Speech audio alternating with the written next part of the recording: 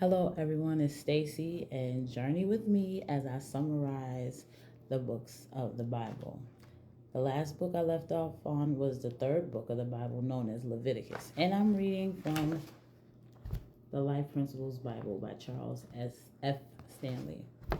Awesome. So, just for like I said before, a lot of people read the Bible, but we don't know what is each book about, like what's in that book. So this particular Bible gives a summary of each book, and I think it's awesome. So I just want to read it here and share with y'all.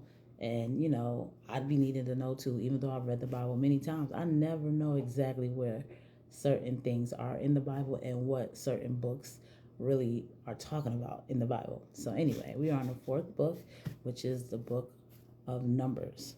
And the title is based on the two numberings of the Israelites described in the book. The first at Mount Sinai, and the second on the plains of Moab. Numbers also has been called the book of journeyings, the book of murmurings, and the fourth book of Moses. Most of the book describes Israel's experience as the contentious people wander in the wilderness. What originally was to be an 11-day journey for Israel became a 40-year agony. Thus, the book provides a clear lesson.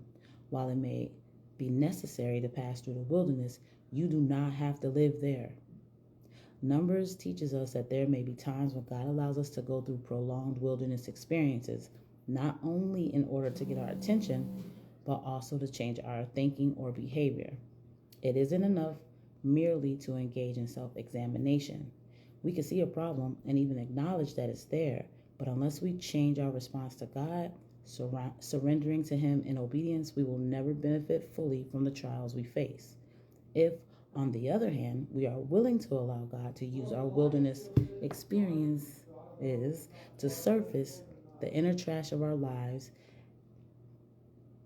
and if we are willing to change what needs to be changed, we will emerge from the desert much closer to our Heavenly Father, more mature as His child, and with far greater potential to reflect the love of God to the world around us.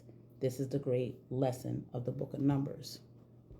Theme: Numbers demonstrates that wrong choices bring specific consequences, some of them very painful.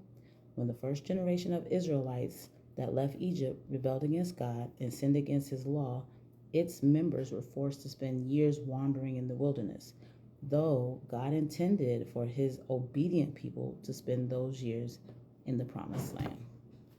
So there you go. You have it. The main lesson of the book of Numbers is to be able to reflect the love of God to the world around us by obedience. So there you go. Thank you for journeying with me, and until next time when we get to the fifth book.